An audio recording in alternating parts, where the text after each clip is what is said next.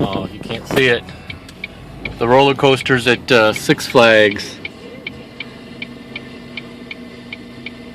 are going around and around in the rain. That's one of the best times to go to the amusement park. There's usually no lines. One time when I was a kid there, back when it wasn't Six Flags, it was Great America,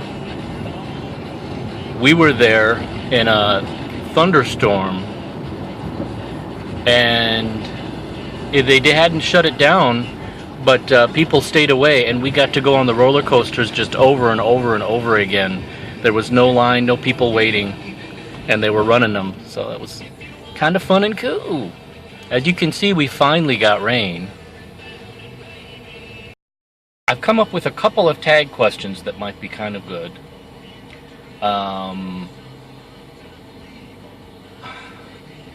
If you're asleep in bed, no, I guess you could sleep somewhere else. Park bench, at the mall, I don't know. And you're asleep in bed and you hear little, like, scratching, mousy type noises in your bedroom, or what you take to be mousy type noises in your bedroom. Little scritchings, little scratchings, little gnawing sounds. Can you hear that and continue off, oh my, continue off to sleep? Or does it bother you so much that you can't sleep for the rest of the night? I asked this question because it happened to me last night. I don't know if I've got a mouse or what, but I could not go to sleep until I got a flashlight from downstairs and looked all around my bed, under my bed, moved my mattresses, looked everywhere, didn't see anything, and I contemplated sleeping in the living room. I'm not afraid of mice. I used to have mice as pets, but the idea of going to sleep while something is scurrying around, I'm not able to do that. So that's my question. Can you sleep if you hear the sound of a possible rodent in your room? I could not set a mouse trap. I just could not do that. I really would not like to put poison out either. I think I've heard that there are humane traps. Maybe I'll look into that. I don't know. I don't even know if it was a mouse. Okay, question 2 just happened to me. Have you ever been listening to the radio in the car and it's a song you really want to hear,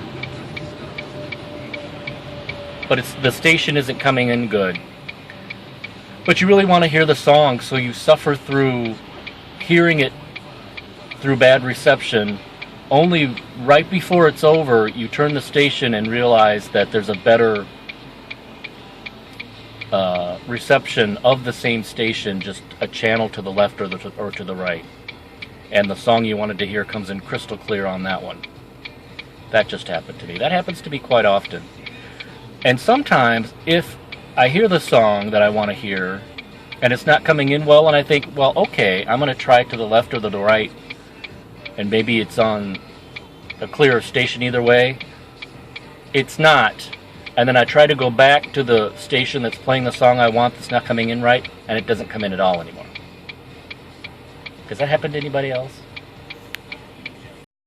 Another question now. Jasmine does not have to answer this question, because I don't know how she would, but anybody else can. Have you, at any point in time in your life, been mistaken for the opposite sex? I actually had, as a kid. I didn't have any facial hair back then. But like back in the 70s when I was a kid, I was born in December of '67. So I grew up in the 70s largely. I didn't grow large in the 70s.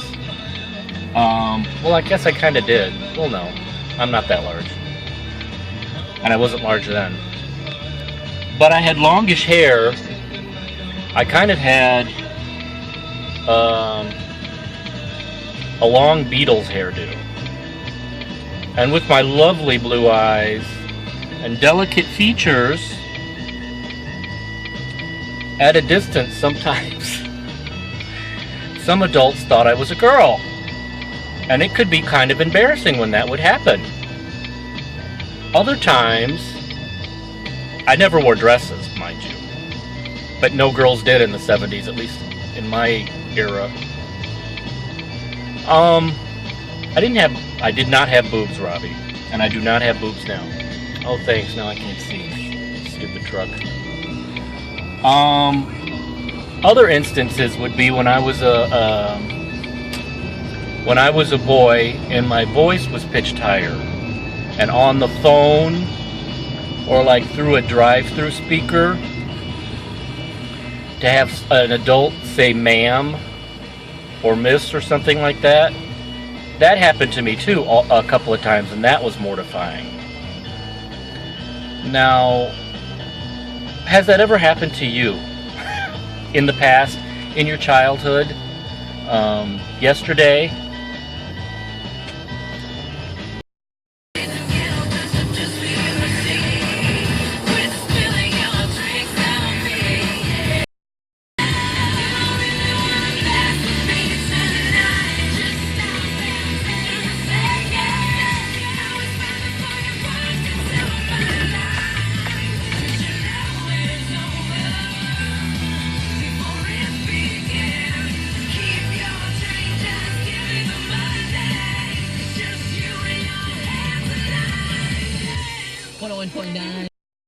Are you the type of person like me, apparently?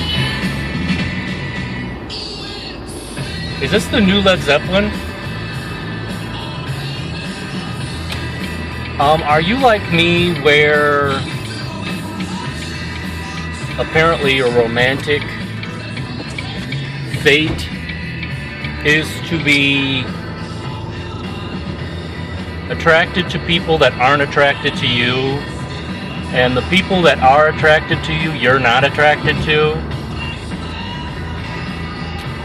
That's me. Is that you? This will be another question that I guess only certain people can reply to, because it's aimed toward, well, no, I'm going to rephrase it.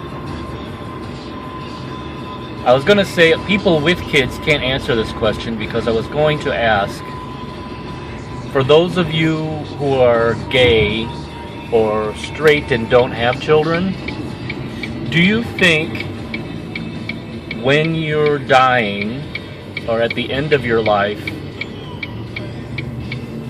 or perhaps right now, will you regret not having children? Let's say you're on your deathbed, and we hear that people who are dying very often voice regrets. What they wished they had done, what they should have done, or what they did and wish they hadn't done, whatever. Do you think perhaps one of yours will be, if you don't have children, that you're sorry you didn't? I sometimes get the feeling that I might feel that way. Maybe because I'm the youngest of 6 kids and I had such a rich family life growing up. I'm afraid perhaps when I'm dying or at the end of my life, I might regret that I don't have a family that I built, of watching kids, experiencing a child being born, raising a child, helping with homework, setting up Santa Claus presents, birthdays, prom, learning to drive, going off to college, getting married, grandchildren, that whole branch of human experience, I will have chosen not to experience. And I might regret that. Now this can go to people, other people too. Are you worried about anything or concerned about anything possibly that you might regret at the end of your life? This isn't a very happy question, but it's an honest question, and it's one that maybe we should think about. I mean, I think there's a lot of things I might regret. I might regret not traveling more. I might regret, being so shy and passing by experiences that I could have had, which includes having a family and all that stuff. So, anyway, that's my question. Are there any concerns? Do you have any concerns about what you might have missed out on at the end? Bye.